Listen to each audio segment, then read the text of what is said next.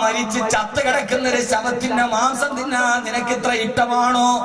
ചത്ത് പുടുത്തു നാറിക്കിടക്കുന്ന ഒരു ശവം അത് വാരി വലിച്ചു തിന്നാൻ നിനക്ക് ഇത്ര ഇഷ്ടമാണോ? അതിനേക്കാൾ മോശമാണ് ഹസദും നമീമത്തും പറയും. ഇതങ്ങട് പറഞ്ഞു പറഞ്ഞു പറഞ്ഞ് ഇന്ന് ജീവിതത്തിൽ ഫേസ്ബുക്കും വാട്സപ്പ് ഉണ്ടായപ്പോ അങ്ങട് തള്ളിവിടുക. ആർക്കെന്തും പറയാം, ആരെ കുറിച്ചും പറയാം. അള്ളാഹു നമ്മളെ കാത്തുരക്ഷിക്കട്ടെ. ആമീൻ. പെണ്ണുങ്ങളെ, നിങ്ങളാണ് എന്റെ ഒന്നാമത്തെ ആശാത്തി. എടി നീ അറിഞ്ഞോടി. പിന്നെ അവളുടെ ഭാവനയിൽ വരുന്നതൊക്കെ കൂടി ഒരു തിരക്കഥയാക്കിയാൽ ആ സിനിമ 100 ദിവസം 8 ദിവസം കൊണ്ടുപോകും. അമ്മാതിരി മറാക്കളുകൾ. ഖബറിൽ കിടക്കുന്നൊരു ബോധമില്ല. എന്തിനാ മറ്റൊരാളുടെ അഭിമാനത്തെ നമ്മൾ തിന്നുന്നത്? എന്തിനാണ് പറയുന്നത്? ഞാൻ ഒരു കാര്യം ഉറപ്പിച്ചു പറയുന്നു, എന്റെ റബ്ബിനോട് എനിക്ക് പോയാൽ ഒരാളോട് എന്തെങ്കിലും അനാവശ്യം വന്നാൽ എന്റെ റബ്ബിനെ ശിക്ഷിക്കൂല. എനിക്ക് ഉറപ്പാ. ഒരാളെ കുറിച്ചിട്ട് പോലും ഞാൻ ഇന്നവരെ മോശമായിട്ട് പറഞ്ഞു ഉണ്ടെങ്കിൽ ആരും വരെ പ്രസംഗം പിന്നെ പകുതി കട്ട് ചെയ്തുകൊണ്ടൊക്കെ വന്ന ചിലപ്പോ ദേശം ഒരാളെ കുറിച്ചും പറഞ്ഞിട്ടില്ല. അത് കൊല്ലാൻ വേണ്ടി വന്നവനാണെങ്കിലും എന്റെ സ്വഭാവം എന്നെ കൂടെ നടന്ന് ചതിച്ച 100 കണക്കിന് ആളുണ്ട്. ഇപ്പോഴും എന്റെ മുമ്പിൽ വന്ന് കണ്ടാൽ ഞാൻ സലാം വന്ന് കെട്ടിപ്പിടിക്കും. വേണം ഒരു മുത്തം കൊടുക്കും. എന്തുകൊണ്ടെന്നറിയാവോ? അത് എലി പറഞ്ഞതുപോലെയാണ്. കൂട്ടിൽപ്പെട്ടുപോയ എലിക്കണീര് വീണ എലി പറഞ്ഞൊരു കഥയുണ്ട്. വെച്ചത് നീയാണെന്നറിയാം, എന്നെ കൊല്ലാനാണെന്നും അറിയാം, എന്നിട്ടും അതിന്റെ അകത്ത് കയറി വന്നത് വിശപ്പിനേക്കാൾ വലുതല്ലല്ലോ മറ്റൊന്നും. കെണി വെച്ചത് നീയാണെന്നറിയാം, വെച്ചത് എന്നെ കൊല്ലാനാണെന്നും അറിയാം, എന്നിട്ടും ഞാൻ ഈ കൂട്ടിലോട്ട് കയറി വന്നത് വിശപ്പിനേക്കാൾ വലുതല്ലല്ലോ മറ്റൊന്നും. നീയാണ് വിത്തര പറഞ്ഞതെന്നറിയാം, അതെനിക്ക് നേരെയാണെന്നറിയാം, എന്നിട്ട് കണ്ടിട്ട് കെട്ടിപ്പിടിച്ചത്. ഇനിയെങ്കിലും ഇതോർത്തിട്ടെങ്കിലും പറയാതിരിക്കട്ടെ എന്ന് വിചാരിച്ചിട്ട്. കിടക്കുന്നതിനേക്കാൾ നല്ലതാണല്ലോ ഒരു ചിരിയിൽ ഒതുക്കുന്നത്. എന്റെ പൊന്നു സഹോദരങ്ങളെ, ഒരു കാര്യം എത്ര ഇബാദത്ത് ചെയ്താലും അവന്റെ നാവ് നന്നായില്ലെങ്കിൽ, അതുകൊണ്ടാണ് റസൂലുള്ളാഹി സ്വല്ലല്ലാഹി അലൈഹി വസല്ലം പറഞ്ഞത്, 2 അവയവങ്ങൾ നിങ്ങൾ എനിക്ക് ജാമ്യം നിന്നാൽ നിങ്ങൾക്ക് സ്വർഗത്തിന് ഞാൻ ജാമ്യം നിൽക്കാം. ഏതാണ് നബി 2 അവയവം? ഒന്ന് നാക്ക്, മറ്റൊന്ന് ഗുഹ്യസ്ഥാനം. ഈ 2 മാംസകഷണം ആരുടെ നന്നായി അവൻ സ്വർഗത്തിലാണ്. ബാക്കി തഴമ്പുണ്ടായാലും തൊപ്പി ഉണ്ടായാലും തടി ഉണ്ടായാലും സ്വർഗത്തിൽ പോകണമെങ്കിൽ ഈ 2 മാംസകഷണം നന്നാവും. അള്ളാഹു നന്നാക്കി തരട്ടെ. ആമീൻ പറയും. അള്ളാഹു നന്നാക്കി തരട്ടെ. ഇതിപ്പോ എന്താ ചുമ്മാ അങ്ങോട്ട് പറയാണ്, പച്ചക്കള്ളം പ്രചരിപ്പിക്കുക, നമീമത്ത് പറയാ, ഹസദ് പറയാ, എന്തൊക്കെയാ പറയാ. അത് കേൾക്കുന്നവർ ഒരാളോട് ജാരിയായ സദക്ക പോലെ ജാരിയായ ഹത്ത് ഇവിടെ നിന്ന് പറഞ്ഞ് അപ്പുറത്തോട്ട് വരെ നാണമില്ല പെണ്ണുങ്ങള്. നിങ്ങൾ പർദ്ദയും തൊപ്പി മാത്രം ഇട്ടുകൊണ്ട് കാര്യമില്ല. ഖബറിൽ കിടക്കുന്ന ഓർമ്മ വേണം, നാക്കിനെ നിയന്ത്രിക്കണം. ഞാൻ പറഞ്ഞ വാക്കുകൾ ഇച്ചിരി ശക്തി കൂടി പോയെങ്കിൽ ഈ നാക്കിന്റെ ഉപദ്രവം ഏറ്റവും കൂടുതൽ അനുഭവിച്ചൊരു മനുഷ്യന്റെ മാനസിക പ്രക്ഷോഭനമാണെന്ന് നമ്മൾ കരുതിയാൽ മതി. അള്ളാഹു നമുക്ക് ബോധം തരട്ടെ. ഇപ്പൊ എത്ര കാര്യം ഞാൻ പറഞ്ഞു? എത്ര കാര്യം പറഞ്ഞു? 3. 4ാമത്തെ കാര്യം പറയാൻ സമയമില്ല. നമുക്ക് ഇത് തന്നെ സൂറത്തുൽ ഹുജറാത്ത് ഇറങ്ങിയത് തന്നെ യേശുവിനെ നിർത്താൻ വേണ്ടി ഒരായത്തന്നെ ഇറങ്ങിയത്. 11 മണിയായി.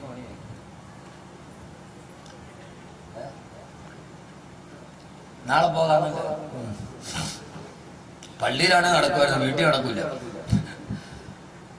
ആദരവായ പ്രവാചകൻ നബി മുഹമ്മദ് മുസ്തഫ സല്ലല്ലാഹു അലൈഹി വസല്ലം. ഇന്ന് ആരുമില്ല പറയാൻ. ഉമ്മായി മോളും ഒക്കെ ഇരുന്നിട്ട് പറയാ. ഇപ്പോ വന്നൊരു സുഹൃത്തുക്കൾ എന്നോട് പറഞ്ഞു, ഉസ്താദ് ഇന്നലെ വാത് വെക്കാൻ വന്നാ വരാൻ പറ്റിയില്ല. എന്ത് പറ്റി മോനെ? വന്ന വഴിക്ക് ഒരു അപകടം ഉണ്ട്. ഒരു ബൈക്ക് വന്നിട്ട് വേറെ ബൈക്ക് ഇടിച്ചു. വാപ്പായും മോനും കൂടി ബൈക്കിൽ വരിക, 2 മക്കളും കൂടി വേറൊരു ബൈക്കിൽ വന്നൊരു ഉമ്മായും മോനെ ഇടിച്ചു. ഇവര് ഓടിക്കൂടി പോയി 2 പേരെ എടുത്ത് ഹോസ്പിറ്റലിൽ കൊണ്ടുപോകാൻ പോയപ്പോ ഈ 10 വയസ്സേ ഉള്ളൂ മോന്, ഇടിച്ച മോൻ. വാപ്പ നല്ല തണ്ണിയ, വാപ്പ നല്ല തണ്ണി അടിച്ചിട്ടാണ് ഓടിക്കണ 10 വയസ്സുള്ള മോനെ വെച്ച്. അപ്പൊ വീണെഴുന്നേച്ച് ആളുകൾ കൂടി പോയി 10 വയസ്സുള്ള മോൻ പറയാ, ഈ ചങ്ങാതിയോട് ഞാൻ അപ്പഴേ പറഞ്ഞ ഇത്ര സ്പീഡിൽ ഓടിക്കരുത്, മര്യാദയ്ക്ക് ഓടിക്കും. അപ്പൊ 10 വയസ്സുള്ള ഈ കുട്ടിയോട് പോയ ആളുകൾ വെച്ചു, മോനെ ഇതാണ്. അതെന്റെ വാപ്പ അല്ലവനാണ്. ഞാനാ ചങ്ങാതിയോട് പറഞ്ഞതാണ് നേരെ തുക ഓടിക്കണോ. ആരാ പാതിരാത്രി 10 വയസ്സുള്ള മോനെ പറയാ. ഈ ഒരു അവസ്ഥയിലേക്ക് നമ്മൾ മാറി. ആദരവായ പ്രവാചകൻ നബി മുഹമ്മദ് മുസ്തഫ സല്ലല്ലാഹു അലൈഹി വസല്ലം പറയാ, ഖബറിൽ മര്യാദയ്ക്ക് കിടന്നുറങ്ങണമെന്ന് ആഗ്രഹമുണ്ടെങ്കിൽ, മുൻകരനെ ഈ ചോദ്യത്തിന് മറുപടി പറയണമെന്ന് ആഗ്രഹമുണ്ടെങ്കിൽ 4 കാര്യങ്ങൾ ജീവിതത്തിൽ ഒഴിവാക്കണേ. അൽ ഹസദു വൽ കദിബു, കള്ളം പറയാതിരിക്കുക. വൽ ഹസദു, ഏഷണി പ്രചരിപ്പിക്കാതിരിക്കുക. 3 അന്നമീമ, പരദൂഷണം പറയാതിരിക്കുക. 4 അൽ ബൗലു, മൂത്രമൊഴിച്ചാൽ നന്നായിട്ട് ശുദ്ധിയാക്കുക. ഒരു സഹാബിയെ ഖബറടക്കിയിട്ട് നബി സല്ലല്ലാഹു അലൈഹി വസല്ലം പറഞ്ഞു, ഈ സഹാബി ഖബറിൽ ശിക്ഷ അനുഭവിക്കുന്നുണ്ട്. അദ്ദേഹം മൂത്രമൊഴിച്ചിട്ട് നന്നായിട്ട് ശുദ്ധിയാക്കാത്ത ആളാണ്. ശുദ്ധിയായില്ലെങ്കിൽ നിസ്കാരം സഹിയാവില്ല, ഇബാദത്തുകൾ സഹിയാവില്ല. അപ്പൊ പിന്നെ ഖബറിൽ ശിക്ഷ കൂടുകയുള്ളൂ. അതുകൊണ്ട് മലമൂത്ര വിസർജനം ചെയ്യുമ്പോ അത് നന്നായിട്ട് ശുദ്ധീകരിക്കണേ എന്ന ഹബീബായ നബി മുഹമ്മദ് മുസ്തഫ എന്ന ഒറ്റ വാക്കിൽ പറഞ്ഞാൽ, ആധുനിക ലോകത്തിന്റെ പുരോഗമനത്തിന്റെ അടയാളമായി ബാത്റൂമുകളിൽ വെച്ച ടിഷ്യൂ ഉടനെ തന്നെ എടുത്തു മാറ്റുക, ജലം കൊണ്ട് നിങ്ങൾ ശുദ്ധീകരിക്കുക. കാരണം ഇത് ഖബറിലെ ശിക്ഷയുടെ കാരണമാണെന്ന് നബിയുനാ റസൂലുള്ളാഹി. വളരെ നിസ്സാരമെന്ന് കരുതുന്നതും ഖബറിൽ വലിയ ഗുരുതരമാണ്. അല്ലാഹു കാക്കട്ടെ. ഇനി ഈ 4 കാര്യങ്ങൾ ഒഴിവാക്കിക്കൂടെ? ഒന്ന് മനസ്സിൽ തീരുമാനമെടുക്കി, പടച്ചോനെ ഞാൻ ഇനിയിപ്പോ വേറൊരാൾ കണ്ടാലും ഞാനത് പറഞ്ഞുകൊണ്ട് നടക്കൂല. കണ്ടാൽ പറയണമെങ്കിൽ ആദ്യം പറയേണ്ട ആരാ? നമ്മളൊരു തെറ്റ് ചെയ്തു, അത് കണ്ടാൽ ലോകത്ത് മുഴുവനെ നമ്മൾ ഓടിച്ചെന്നറിയിക്കും. ഇല്ലെങ്കിൽ വാട്സപ്പിൽ എടുത്തിടും, ഇല്ല ഫോട്ടോ ഷോപ്പൊക്കെ ചെയ്ത് നമ്മൾ ഇടും. യഥാർത്ഥത്തിൽ ഒരു തെറ്റ് ചെയ്താൽ കണ്ടാൽ ആദ്യം വിളിച്ചു പറയേണ്ട ആരാ എന്ന് പറയും. പറ മനുഷ്യന്മാരെ, അള്ളാഹു അല്ലേ നമ്മൾ ചെയ്യണ തെറ്റ് ആദ്യം കാണുന്നവരാ? അല്ല. എന്നാൽ അള്ളാഹു സത്താറാണ്, അവൻ മറച്ചു വെക്കുന്നവനാണ്. സത്താർ എന്ന് പറഞ്ഞാൽ അള്ളാഹു ഗഫാറാണ്, പൊറുക്കുന്നവനാണ്. സത്താറുൻ, അവൻ മറച്ചു വെക്കുന്നവനാണ്. നമ്മൾ ചെയ്ത തെറ്റൊക്കെ അപ്പൊ തന്നെ അള്ളാഹു ലോകത്തിന്റെ മുമ്പിൽ പറഞ്ഞാൽ നമ്മുടെ അവസ്ഥ എന്താ? അള്ളാഹുടെ സ്വഭാവമാണ് സത്താർ, മറച്ചു വെക്കണം. ആണ് മനസ്സിൽ തീരുമാനം എടുക്കും. ഇൻഷാ അല്ലാഹ് ഞാൻ ചെയ്ത അമലുകൾ എനിക്ക് കിട്ടണം, വേറൊരാൾ കൊണ്ടുപോകരുത്. അതുകൊണ്ട് ഈ 4 കാര്യങ്ങൾ ശ്രദ്ധിക്കുന്നു, ഉറപ്പ് വെച്ചൊരക്കൊന്ന് കൈപൊക്കി. എല്ലാരും പൊക്കി അത് പാലിക്കുന്നു എനിക്ക് ഉറപ്പില്ല, എന്നാൽ ഈ 10 പേര് മതി എനിക്ക്. അള്ളാഹു തൗഫീഖ് നൽകട്ടെ. ഞാൻ അവസാനിപ്പിക്കുന്നതിന് മുമ്പ് 4 കാര്യങ്ങൾ കൂടി ജീവിതത്തിൽ വർദ്ധിപ്പിക്കണം. അള്ളാഹു നമ്മളെ ജഹീം എന്ന നരകത്തിൽ നിന്ന് കാക്കട്ടെ. ആമീൻ പറ. അള്ളാഹു ജഹീം എന്ന നരകത്തിൽ നിന്ന് കാക്കട്ടെ. അള്ളാഹു കാക്കട്ടെ. 4 കാര്യങ്ങൾ മാറ്റണം, 4 കാര്യങ്ങൾ വർദ്ധിപ്പിക്കണം. 1 പറഞ്ഞെന്നാ ചെയ്യൂലല്ലേ? പറഞ്ഞാക്ക് വേണ്ടി ദുആ ചെയ്യൂലോ? അതാ പറഞ്ഞ വാത് കേട്ടാൽ ഒന്നും നിങ്ങൾക്ക് നഷ്ടമാവൂല, ഇരുന്നത് ലാഭമാണ്. ഇത് ലാഭമാണ്. ശിഹാബ് തങ്ങൾ റിലീഫിന്റെ ഈ 2 ദിവസത്തെ വാത് അത് വലിയ ലാഭമാണ്. അള്ളാഹു ആ ലാഭം സ്വർഗത്തിൽ കാണാൻ തൗഫീഖ് നൽകട്ടെ. 4 കാര്യങ്ങൾ നാളെ ഖബറിലേക്ക് വേണ്ടി നിങ്ങൾ അധികരിപ്പിക്കണം. ഒന്നാമത്തേത് അസ്സലാ, നമസ്കാരത്തെ അധികരിപ്പിക്കുക. ഫർള് നമസ്കാരം കൃത്യമായിട്ട് അനുഷ്ഠിക്കാത്തവരാണെങ്കിൽ ഫർള് കൃത്യമാക്കുക. ഫർള് കൃത്യമാണെങ്കിൽ അതിന് മുമ്പ് ശേഷമുള്ള സുന്നത്ത് നമസ്കാരങ്ങൾ വർദ്ധിപ്പിക്കുക. നമസ്കാരം വർദ്ധിപ്പിക്കുക. നമസ്കാരം വർദ്ധിപ്പിക്കുക. അല്ലാഹുവിന്റെ പ്രവാചകൻ നബി മുഹമ്മദ് മുസ്തഫ സല്ലല്ലാഹു അലൈഹി വസല്ലമ ആരെങ്കിലും മഗ്രിബ് നമസ്കാരത്തിന് ശേഷം 6 റക്അത്ത് സുന്നത്ത് അവ്വാബി നിസ്കരിച്ചാൽ അവനൊരു ഉംറ ചെയ്തവന്റെ പ്രതിഫലമാണെന്ന് ശഫീഉൽ വറാ നബി മുഹമ്മദ് മുസ്തഫ സല്ലല്ലാഹു അലൈഹി വസല്ലമ. അസ്സലാത്തു, നമസ്കാരം നിർവഹിക്കുക. അല്ലാഹു തൗഫീഖ് നൽകുമാറാകട്ടെ. രണ്ടാമത്തേത് അസ്തസ്ബീഹു, പരമാവധി തസ്ബീഹുകൾ ചെയ്യുക. ഉടനെ മറ്റൊരാളെ ഫിത്രി മസാദ് പറയാറ്, കിട്ടുന്ന സമയത്തൊക്കെ ദിക്ർ ചൊല്ലണേ, കിട്ടുന്ന സമയത്തൊക്കെ തസ്ബീഹ് ചൊല്ലണേ. ഇന്നലെ ഞാൻ മക്കൾക്ക് പഠിപ്പിച്ചു കൊടുക്കേണ്ട ദിക്ർ പഠിപ്പിച്ചു തന്നു. അതേപോലെ നമ്മുടെ ജീവിതത്തിൽ ധാരാളം ദിക്ർ ചെയ്യണം. അയ്യാദൽ ജലാലി വൽ ഇക്റാം അമിത്നാ അലാ ദീനിൽ ഇസ്ലാം. അതായത് നമ്മൾ ഓതുന്ന ദിക്റാണിത്. അയ്യാദൽ ജലാലി വൽ ഇക്റാം അമിത്നാ അലാ ദീനിൽ ഇസ്ലാം. ഈ ദിക്ർ പതിവായി ചെയ്താൽ ചെയ്താൽ അവൻ ഈമാനോട് കൂടിയല്ലാതെ മരണപ്പെടുകയില്ല എന്ന് ശഫീഉനാ റസൂലുള്ളാഹി. നമുക്ക് ഈമാനോടെ മരിക്കലല്ല വലുത്, അതല്ലേ നമ്മുടെ ജീവിതത്തിന്റെ ഏറ്റവും വലിയ സൗഭാഗ്യം. അല്ലാഹുവേ ആ സൗഭാഗ്യം നൽകണേ അല്ലാഹ്. മൂന്നാമത് ചെയ്യേണ്ടത് ദിക്റുകൾ വർദ്ധിപ്പിക്കുന്നതിനോടൊപ്പം തന്നെ ആ ദിക്റുകളെ പരമാവധി ഇസ്തിഗ്ഫാറിനെ വർദ്ധിപ്പിക്കണം. ഇന്നു മുതൽ തുടങ്ങണേ സഹോദര. റജബ് അവസാനിക്കാറായി. അല്ലാഹുമ്മ ബാരിക് ലനാ ഫീ റജബി വ ശഅബാൻ വബല്ലിഗ്നാ ശഹ്റ റമളാൻ. എല്ലാ ദുആയും പള്ളിയിലായി കഴിഞ്ഞു. ഇനി റജബ് 27 വ്യാഴാഴ്ച ദിവസം മേറാജിന്റെ നിസ്കാര സമ്മാനമായി കിട്ടിയ രാമാണ് വരുന്നത്. നിസ്കാരം വർദ്ധിപ്പിക്കണേ, ദിക്ർ വർദ്ധിപ്പിക്കണേ. ആ ദിക്റിൽ മൂന്നാമതായി അൽ ഇസ്തിഗ്ഫാർ, ഇസ്തിഗ്ഫാറിനെ വർദ്ധിപ്പിക്കണേ. അസ്തഗ്ഫിറുല്ലാഹൽ അലീം, അസ്തഗ്ഫിറുല്ലാഹൽ അലീം, അസ്തഗ്ഫിറുല്ലാഹൽ അലീം, അസ്തഗ്ഫിറുല്ലാഹൽ അലീം, അസ്തഗ്ഫിറുല്ലാഹൽ അലീം, അസ്തഗ്ഫിറുല്ലാഹൽ അലീം. اغفر لنا اغفراننا. പരമാവധി ദിക്ർ നിങ്ങൾ വർദ്ധിപ്പിക്കണേ, ഇസ്തിഗ്ഫാർ ചൊല്ലണേ. പാണക്കാട് പ്രിയപ്പെട്ട സയ്യിദ് ഹൈദരലി ശിഹാബ് തങ്ങൾ മഹാനവറുകളുടെ ഇജാസിയത്തോടെ കൈമാറപ്പെട്ട സമസ്ത കേരള ജമിയത്തുൽ ഉലമ ഈ ശപിക്കപ്പെട്ട ലോകത്തിന് നന്മയുടെ ചിന്തായി നമുക്ക് മടുത്തു തന്ന മജ്ലിസുൻ നൂറിൽ പങ്കാളികളാവണേ. അത് പ്രകാശത്തിന്റെ മജ്ലിസുകളാണ്. ആ മജ്ലിസുൻ നൂറിൽ നിന്ന് പങ്കെടുത്ത ഒരു വ്യാഴാഴ്ച മജ്ലിസുൻ നൂറിൽ നിന്ന് പങ്കെടുത്താൽ നമ്മുടെ പഴയകാലം തിരിച്ചു വരികയാ. എല്ലാ ബലാ മുസീബത്തും എടങ്ങേറുകൾ മുസീബത്തും ബദിരീങ്ങളുടെ ബറകത്തിനാൽ ഇമൈ കാക്കണേ യാ റബ്ബനാ. അല്ലാഹുവേ അല്ലാഹുവേ ബദിരീങ്ങളുടെ അസ്മാഉ ചൊല്ലിട്ട് ഇടങ്ങേറുകൾ മാറാൻ, പ്രയാസങ്ങൾ മാറാൻ ഒന്നിച്ചിരുന്നിട്ട് നമ്മുടെ മക്കളെ മജ്ലിസുൻ നൂർ പഠിപ്പിച്ചു കൊടുക്കണേ. 6 അടി മണ്ണിലേക്കുള്ള പാതയമാണ്. അതിൽ ഇസ്തിഗ്ഫാർ വർദ്ധിപ്പിക്കണേ. എത്രയോ തെറ്റ് ചെയ്ത ആളുകളാണ് നമ്മൾ. കണ്ണുകൊണ്ട് കാണുന്നത് തെറ്റാ, ചെവി കൊണ്ട് കേൾക്കുന്നത് തെറ്റാ. യഥാർത്ഥത്തിൽ ഗൾഫിൽ താമസിക്കുന്നവര് ഭാഗ്യവാന്മാരാണ്. കാരണം എന്തെന്നറിയോ? ഗൾഫിൽ ഒരു വാഹനത്തിൽ കയറിയിട്ട് നാഷണൽ ഹൈവേയിലൂടെ യാത്ര ചെയ്താൽ ഓരോ ഇഷാറയിലെത്തുമ്പോ അല്ലെങ്കിൽ ഒരു സിഗ്നലിലെത്തുമ്പോ സിഗ്നലിന്റെ താഴ്ഭാഗത്തൊരു ബോർഡുണ്ട്, അല്ലാഹുവിന്റെ ദിക്ർ മറക്കല്ലേ. ഞാൻ പലപ്പോഴും പറയാറുണ്ട്, ഗൾഫിൽ താമസിക്കുന്നവർ ഒരർത്ഥത്തിൽ ഭാഗ്യവാന്മാരാ. ഓരോ സിഗ്നലിന്റെ ബോർഡിന്റെ നാളെ അവിടെ എഴുതി വെച്ചിരിക്കുന്നത് തകർക്കാൻ പറ്റാത്ത വിശ്വാസമെന്നല്ല, മൂലക്കുരുവിന് ചികിത്സയുണ്ടെന്നല്ല. അവിടെ എഴുതിയിട്ടുണ്ട് വാഹനം ഓടിക്കുമ്പോ റബ്ബിന്റെ ദിക്റിനെ മറന്നു പോകരുത്. 1 കിലോമീറ്റർ കഴിയും അടുത്ത ബോട്ടുണ്ട്, സുബ്ഹാനല്ലാഹ് പറയ്. അത് കാണുമ്പോ അറിയാതെ നമ്മളൊരു സുബ്ഹാനല്ലാഹ് പറയുമല്ലോ. അത് കഴിഞ്ഞ് 1 കിലോമീറ്റർ കഴിയുമ്പോ അൽഹംദുലില്ലാഹ് അൽഹംദുലില്ലാഹ് എന്ന് പറ. ഷോപ്പിംഗ് മാളുകൾ പോലും ദിക്ർ എഴുതി വെച്ചിട്ടുണ്ട്. സഹോദരാ, നമ്മുടെ നാട്ടിലോ ഹൈസ്കൂളിന്റെ മുറ്റത്ത് പോലും, കുട്ടികൾ പഠിക്കുന്ന സ്കൂളിന്റെ മതിലിൽ പോലും ഭാര്യ മക്കളുമായി യാത്ര ചെയ്യാൻ കഴിയാതെ സിനിമാ തൊടിയുടെ അടിവസ്ത്രമില്ലാത്ത ഫോട്ടോകൾ വെക്കുന്ന, അത് കണ്ടിട്ട് ഹറാമ് കണ്ട് കണ്ണിങ്ങനെ പോകുമ്പോ പൊന്നുമോനെ നമ്മൾ ചെയ്യുന്ന ഹറാമുകൾക്ക് അതിരില്ല. നമ്മുടെ കണ്ണുകൾ കൊണ്ട് കാണാത്ത ഹറാമുകളേതാ? അടച്ചു പിടിച്ചു നടക്കാൻ പറ്റൂ ഉസ്താദേ? അതൊക്കെ ചോദ്യം അല്ലട കുട്ടിയെ.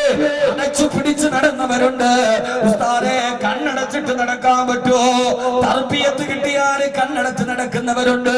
മഹാനായ ഖാതമുൽ അസ്മ റളിയല്ലാഹു അൻഹു ശകീഖുൽ ബൽഖി എന്ന കൂട്ടുകാരന്റെ വീട്ടിൽ 30 വർഷത്തെ സ്ഥിര സന്ദർശകനാണ്. ആ 30 വർഷം എന്റെ കൂട്ടുകാരന്റെ വീട്ടിൽ ചെല്ലുമ്പോ പെൺമക്കളുള്ള വീട്ടിൽ ഇതേവരെ കുടിക്കാനുള്ള വെള്ളം ഒഴിച്ചു തന്നത് ആണാണോ പെണ്ണാണോ എന്നറിയില്ലായിരുന്നു മഹാനവറുകൾക്ക്. കാരണം കണ്ണുയർത്തി നോക്കില്ല. ഒരു ദിവസം ദിവസം ഖാത്തമുൽ അസ്മ റളിയല്ലാഹു അൻഹു ശഖീഖുൽ മൽഖ് റളിയല്ലാഹു അൻഹുവിന്റെ വീട്ടിൽ ചെല്ലുമ്പോൾ മഹാനവറുകളെ വസ്ത്രം മാറിക്കൊണ്ടിരിക്കുകയാണ്. വാതിൽ മുട്ടു കേട്ടിട്ട് മക്കളോട് പറഞ്ഞു, പെമ്മക്കളെ ആരാണ് വാതിലെന്ന് നോക്ക്. പെമ്മക്കൾ ഒന്ന് വാതിൽ തുറന്നപ്പോ ഖാത്തമുൽ അസ്മ എന്ന ചെറുപ്പക്കാരൻ കണ്ണിങ്ങനെ താഴേക്ക് നോക്കിയിട്ട് തറയിലോട്ട് നോക്കി നിൽക്കുകയാ. ആ പെമ്മക്കള് 30 വർഷം ഞങ്ങളുടെ വീട്ടിൽ വന്ന ചെറുപ്പക്കാരനെ കുറിച്ച് വാപ്പാനോട് പറഞ്ഞു. വാപ്പ ചോദിച്ചു, മോളെ ആരാണ്? ഈ പറഞ്ഞ മറുപടി ലോക ചരിത്രത്തിൽ ഒരു ചെറുപ്പക്കാരനെ കുറിച്ച് പറയാൻ കഴിയില്ല. ഇസ്ലാമിന്റെ ഈ ചെറുപ്പക്കാരനെ കുറിച്ചല്ലാതെ ആ പെൺകുട്ടികൾ പറഞ്ഞു, ഉപ്പ വാതിൽ മുട്ടിയടാരെന്നറിയോ? സാഹിബുക്കൽ അങ്ങയുടെ അന്ധനായ കൂട്ടുകാരനാണ് ഉപ്പ. അന്ധനോ മോളെ?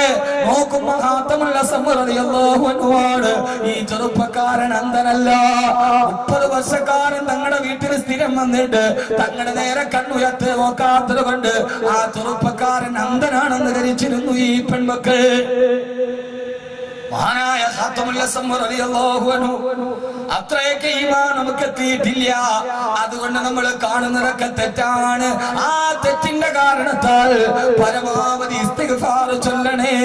അസ്തഗ്ഫിറുല്ലാഹല്ലദീം. എല്ലാ ദിവസവും അസ്ർ കഴിഞ്ഞ് 100 ഇസ്തിഗ്ഫാർ, 100 സുബ്ഹാനല്ലാഹി വൽഹംദുലില്ലാഹി വലാ ഇലാഹ ഇല്ലല്ലാഹു അല്ലാഹു അക്ബർ, 100 സ്വലാത്തും പതിവാക്കണേ. അല്ലാഹു തൗഫീഖ് നൽകുമാറാകട്ടെ. ആമീൻ പറയ്. നമ്മൾ കണ്ണുകൊണ്ട് കാണണതൊക്കെ പാവമാണ്. അതുകൊണ്ട് ഇസ്തിഗ്ഫാർ വർദ്ധിപ്പിക്കണം. ചല ചെയ്തൂടെ? അപ്പൊ 1 നിസ്കാരം വർദ്ധിപ്പിക്കണം. 2 ഞാൻ ഒരു നാട്ടുവർത്താനവും പറയാത്തത് വിഷയത്തിന്റെ വൈകുല്യം കൊണ്ടാണ്. പറയാതെ പോകരുത്, പറഞ്ഞിട്ടേ പോകാവൂ. ഇപ്പൊ എന്റെ വാദമൊക്കെ അങ്ങനെ ഒരു വർത്താനവും ഇല്ല, വാദം പറയാം. അതുകൊണ്ടാണ് 200 സദസ്സ് കേട്ടിട്ട് മതിയാവാതെ വീണ്ടും വന്നത്. അള്ളാഹുവിനെ നിലനിർത്തി തരട്ടെ, അള്ളാഹു നിലനിർത്തി തരട്ടെ. 2 ദിക്ർ വർദ്ധിപ്പിക്കണം. പരമാവധി ദിക്റുകൾ, ദിക്ർ മജ്ലിസുകൾ, ദിക്ർ സലാത്തിന്റെ മജ്ലിസുകൾ അവിടെയൊക്കെ പോയിരുന്ന് ചെല്ലണം. ഹദ്ദാദ് നിത്യമായി ചെല്ലണം. അള്ളാഹു തൗഫീഖ് നൽകട്ടെ. മൂന്നാമത്തെന്താ? ഓർമ്മയുണ്ട്. 3 ഇസ്തിഗ്ഫാർ ചൊല്ലുക. ഇനി മുതൽ റജബായി വർദ്ധിപ്പിക്കണം, ഇസ്തിഗ്ഫാർ വർദ്ധിപ്പിക്കണം. 4 എന്താ നാലാമത്തേത് അസ്സദഖ. പരമാവധി സദഖ നിങ്ങൾ വർദ്ധിപ്പിക്കണേ. ഇനി റജബായി, ശഅബാനായി, റമളാനായി, ഇനി സദഖയുടെ മാസമാണ്. പരമാവധി നിങ്ങൾ സദഖ വർദ്ധിപ്പിക്കണേ. കാരണം എന്തെന്നറിയോ? സദഖ നിങ്ങൾ വർദ്ധിപ്പിക്കണം. ആദരവായ ബഹുമാനപ്പെട്ട അബ്ദുല്ലാഹ് ഇബ്നു ജുബൈർ റളിയല്ലാഹു അൻഹു ഈ ഹദീസ് പറഞ്ഞ് ഇൻഷാ അല്ലാഹ് നമുക്ക് ദുആ ചെയ്യാം. അല്ലാഹു തൗഫീഖ് നൽകട്ടെ. മണിപ്പാനം ഇനി ആകാവോ?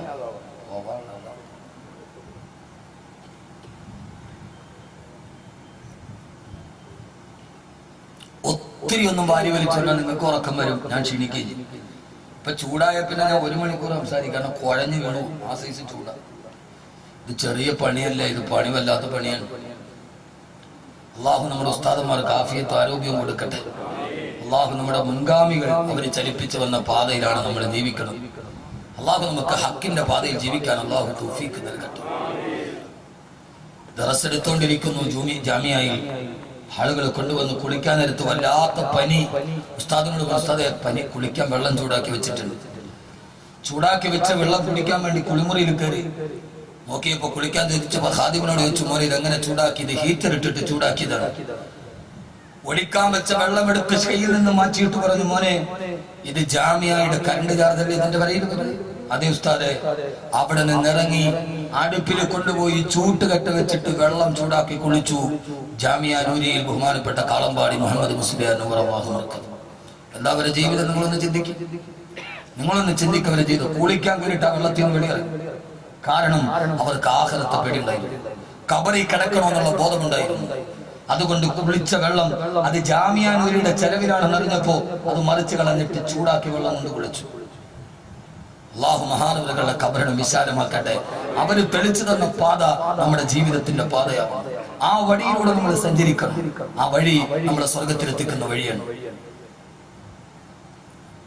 മഹാനായ അബ്ദുല്ലാഹി ഇബ്നു ജുബൈർ റളിയല്ലാഹു തആല റിവായത്ത് ചെയ്യുന്ന ഹദീസ് ഇമാം ഹാക്കിം ഉദ്ധരിക്കുന്നു. ഇരട്ട ഹദീസ് പറഞ്ഞു അവസാനത്തെ ദുആയ്ക്ക് വേണ്ടിയാണ് സദസ്സ് ഇവിടെ എത്തിയത്.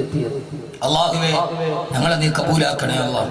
നേരത്തെ എത്തിയ സഹോദരിമാർ അല്ലാഹുവേ ഞങ്ങളുടെ ഈ സദസ്സിനെ നന്നാക്കി തരണേ അല്ലാഹ്. ഞങ്ങളുടെ ഈ സദസ്സിനെ നീ നന്നാക്കി തരണേ അല്ലാഹുവേ. മഹാനായ അബ്ദുല്ലാഹി ഇബ്നു ജുബൈർ റളിയല്ലാഹു തആല അൻഹു സൂറത്ത് തകാതുറിന്റെ സമാപനത്തിന്റെ ഹദീസാണിത്.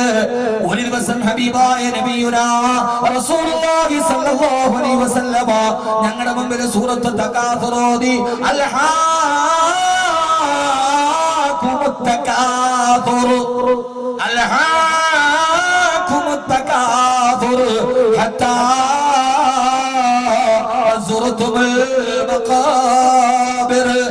ഏതുവരെയാണ് മനുഷ്യ നിന്റെ ഈ പരാമം നിലനിൽക്കുന്നത്? നിന്റെ ഖബറിൽ നിന്നെ അടക്കുന്നത് വരെ ഈ ആയത്തോതി നിർത്തിയിട്ട് അല്ലാഹുവിന്റെ റസൂൽ മദീനത്തെ പള്ളിയുടെ മിമ്പറിൽ നിന്നിട്ട് ഞങ്ങളോടൊരു പ്രസംഗം നടത്തി. എന്നിട്ട് പറയാ യഖൂലു ഇബ്നു ആദം മാലി മാലി.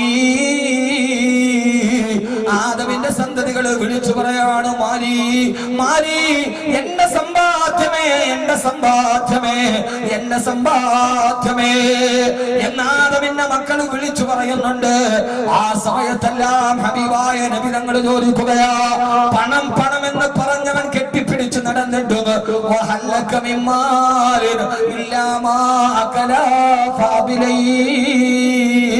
നിന്റെ സദത്തിന്റെ സമ്പത്തിൽ നിന്ന് എന്താണ് നിനക്ക് ബാക്കിയായത്?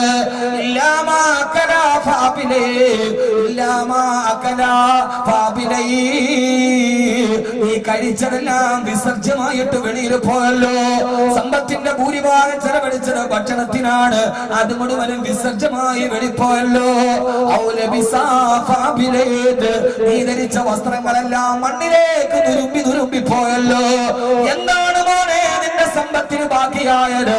എന്താണ് നിന്റെ ജീവിതത്തിന് ബാക്കിയായത്? എന്നിട്ട് പറയാ, നീ ജീവിതത്തിന് ബാക്കിയായത് നീ ചെയ്ത സദഖകൾ മാത്രം, നീ ചെയ്ത നന്മകൾ മാത്രം.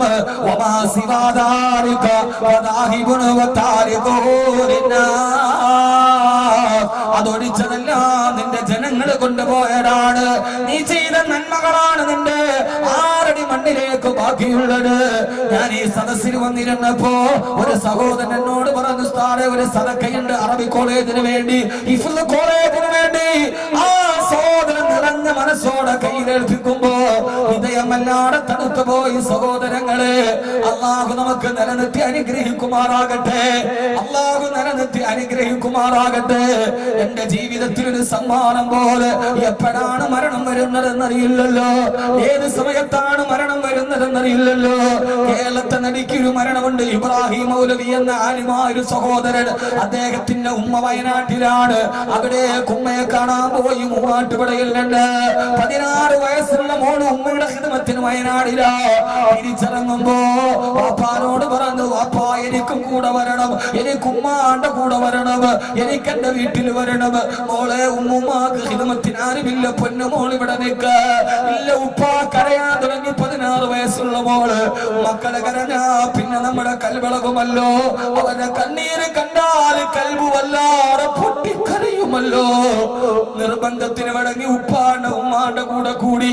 അങ്ങനെയാണ് മരണമെന്ന് 3 അക്ഷരം തീരുമാനിച്ചാൽ പിന്നെ കാമുകനെ പോലെ മാടി വിളിക്കും. ഉപ്പാന്റെ ഉമ്മാന്റെ കൂടെ ബസ്സിൽ കയറി മൂവാറ്റുപുഴ ബസ് സ്റ്റാൻഡിൽ വന്നിറങ്ങുമ്പോ 4 മണി സുബഹിന്റെ സമയമായി. അവിടെ വെച്ചിട്ട് പോയ ബൈക്കിൽ കയറി ഉപ്പയും ഉമ്മയും 16 വയസ്സുള്ള മോളും ഇബ്രാഹിം മൗലവി ബൈക്ക് ഓടിക്കുന്നു. വയനാട് നിന്ന് കൊടുത്തുവിട്ട കുറെ പാക്കറ്റുകൾ ഹാൻഡിൽ തൂക്കിയിട്ടിട്ടുണ്ട്. കോതമംഗലത്തേക്കുള്ള റോഡിലേക്ക് കയറുമ്പോ സുബഹിന്റെ സമയമായി. അദ്ദേഹത്തിന്റെ പുറകെ ഒരു ടാങ്കർ ലോറി വരുന്നുണ്ട്. വീട്ടിലേക്ക് ജോലി ചെയ്യുന്ന പള്ളിയിലേക്ക് ബൈക്ക് തിരിക്കാൻ. ബൈക്ക് തിരിച്ചപ്പോ ഹാൻഡിൽ തൂക്കിയിട്ട ലഗേജുകൾ വീടിന്റെ ഇടയിൽ കുടുങ്ങി. അവര് നേരെ മറിഞ്ഞിട്ടാറിട്ട് റോഡിലേക്ക് വലതുവശത്തേക്ക് വീണു. ഭാര്യയും മോളും വലതുവശത്തേക്ക് വീണു. പുറകിലൂടെ വന്ന് ടാങ്കർ ലോറി റോഡിലേക്ക് തെറിച്ചു വീണ ശരീരത്തിലൂടെ കയറി ഇറങ്ങി.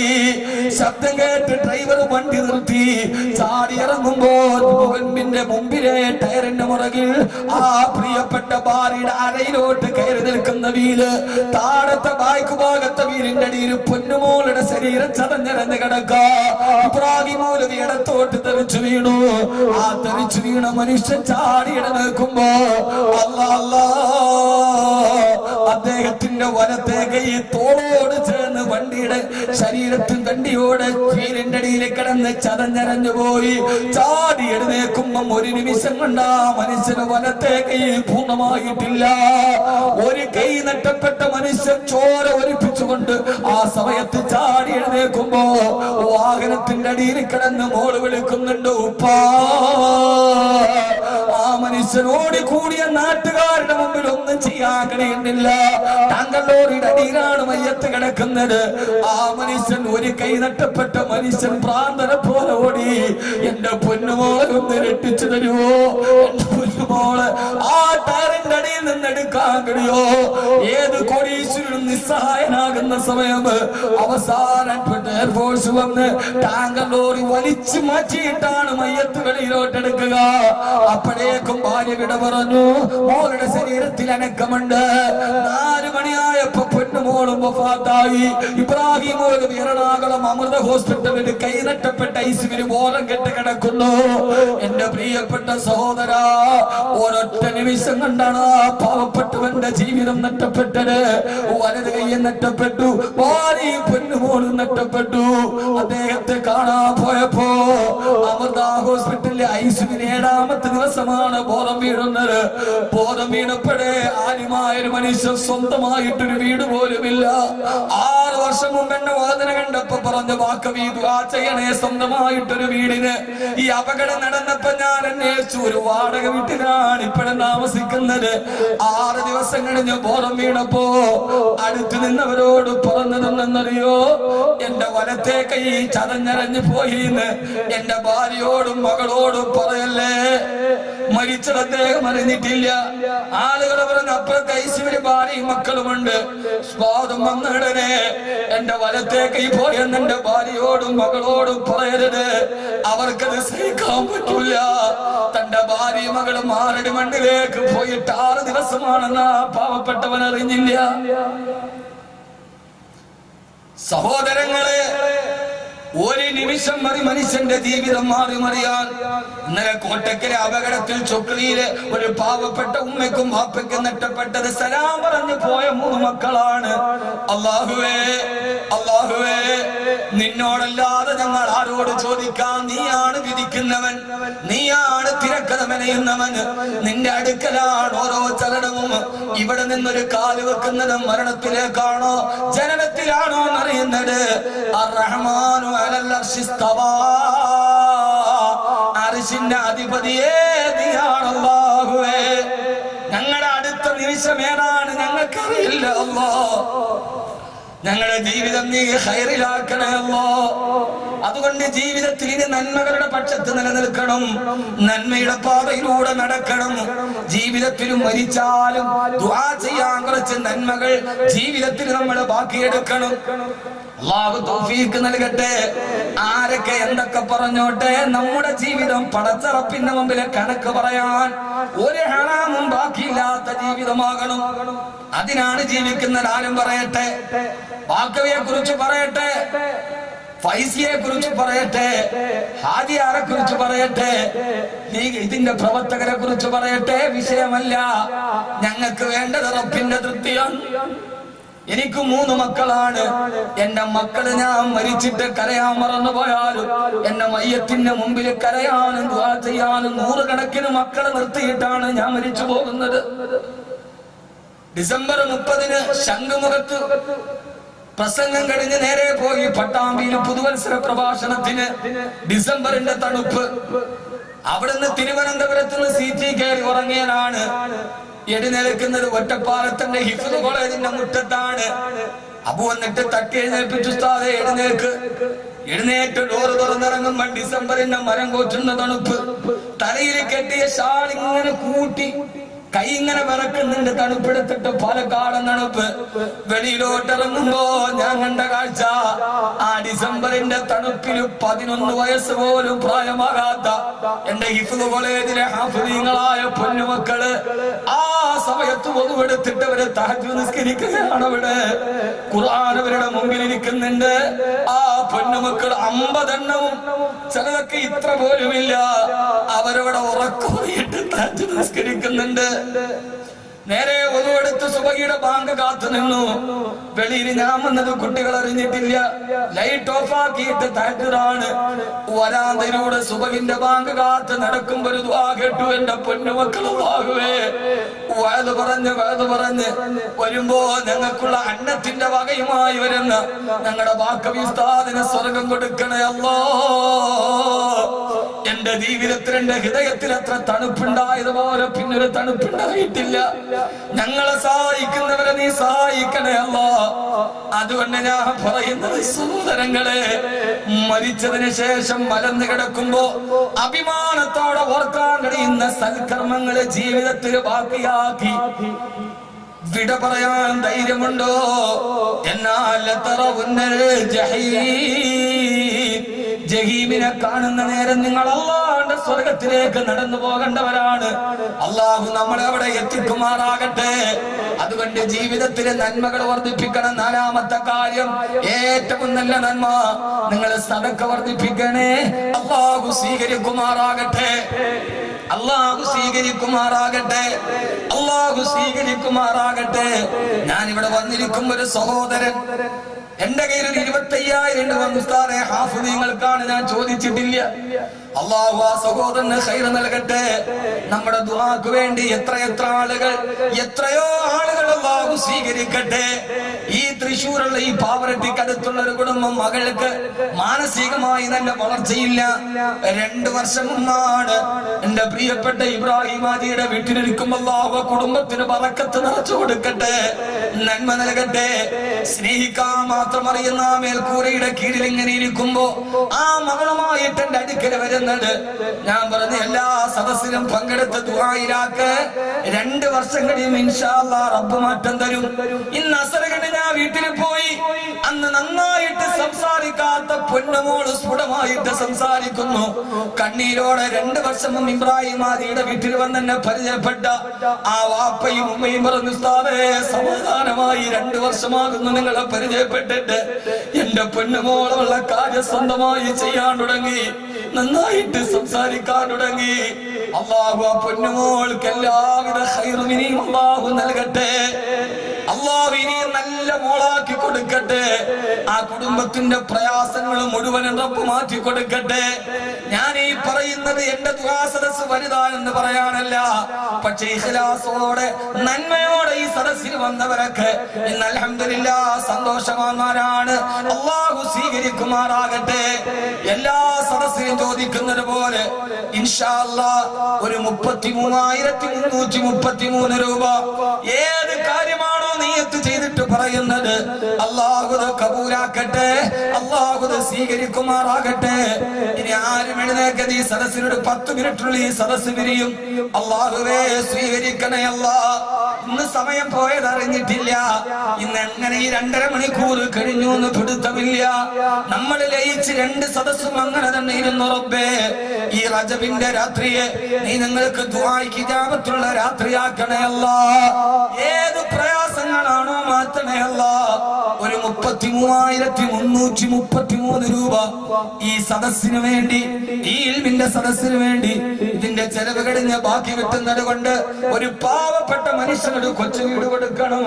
അല്ലാഹുവേ നീ കബൂലാക്കണേ അല്ലാ. والسابقون السابقون أولئك المقربون. ആദ്യ ആകെ മുൻകടന്നു വന്നവർ, അവനാണ് റബ്ബിലേക്ക് അടുത്തവർ. ഗസാലി സാഹിബ് പറഞ്ഞതുപോലെ, എന്റെ കൽബിൽ കൂട്ടുപിടിച്ച എന്റെ കൂട്ടുകാരൻ പറഞ്ഞതുപോലെ, ഏത് ഖൈറ് വന്നാലും ഉണ്ടോ ഇല്ലയോ എന്നൊന്നും നോക്കാറില്ല, കൈ അയച്ചു കൊടുത്തിട്ട് എന്നെ അത്ഭുതപ്പെടുത്തിയ എന്റെ പ്രിയപ്പെട്ട പിതൃവാത്സല്യം നുകർന്നു തന്ന പ്രിയപ്പെട്ട ഇബ്രാഹിം ഹാജി 33,333 രൂപ അല്ലാഹുവേ നീ അവരുടെ കച്ചവടത്തിന് ബറക്കത്ത് നൽകണേ അല്ലാ,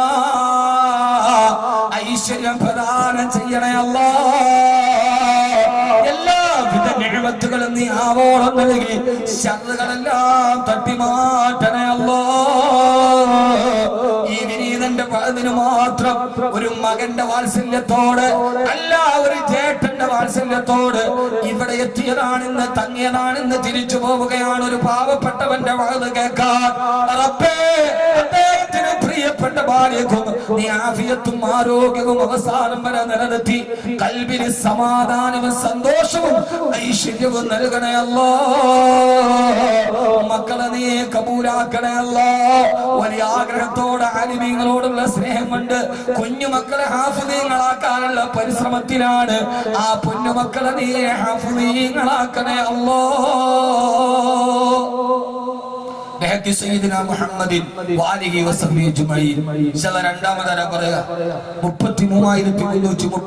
രൂപ നമ്മുടെ ഈ സദസ്സിൽ നിന്ന് സന്തോഷത്തോടെ ഏത് പ്രയാസങ്ങളാണോ അള്ളാഹു മാറ്റി തെരുമാറാകട്ടെ. ഒന്ന് കൈവയ്ക്കാൻ മതി, ഉസ്താദെ ഞങ്ങൾ കൊടുത്തേക്കാം. ഈ സദസ്സിൽ നിന്ന് വാഗ്ദാനം ചെയ്ത് പിന്നീട് നമ്മുടെ സദസ്സിലേക്ക് സഹോദരിമാര് ഒരു സ്വർണ്ണാഭരണം അള്ളാഹു നമ്മുടെ മക്കളെ ഹാഫിളീങ്ങളാക്കി തരട്ടെ, ആലിമീങ്ങളാക്കി തരട്ടെ. അള്ളാഹു സന്തോഷം നൽകി അനുഗ്രഹിക്കുമാറാകട്ടെ. പ്രയാസങ്ങൾ അല്ലാഹു മാറ്റി കൊടുക്കട്ടെ. എന്റെ സദസ്സിൽ ഇതേവരെ 2000-ഓളം ആളുകൾ 33,333 രൂപ പറഞ്ഞിട്ടുണ്ട്. എല്ലാ സദസ്സിലും ഇൻഷാ അല്ലാഹ് ദുആ ചെയ്യും. മാരകമായ ക്യാൻസറുകൾ, രോഗങ്ങൾ, ബുദ്ധിമുട്ടുകൾ അല്ലാഹു ഇതുകൊണ്ട് മാറ്റി തന്നിട്ടുണ്ട് ഇൻഷാ അല്ലാഹ്. തളർന്നു കിടക്കുന്ന ആളുകൾ പോലും അൽഹംദുലില്ലാഹ് 2 കാല് തളർന്നു കിടന്ന സഹോദരൻ എന്റെ കോളേജിലാണ് ഈ പൈസ കൊണ്ടുവന്ന് എത്തിച്ചു തന്നത്. അള്ളാഹു ഇന്ന് ആരോഗ്യത്തോടെ എഴുന്നേറ്റ് നടക്കുന്നു. ഇപ്പൊ ഉംറയ്ക്ക് പോയി തിരിച്ചു വന്നു. അള്ളാഹു സ്വീകരിക്കുമാറാകട്ടെ.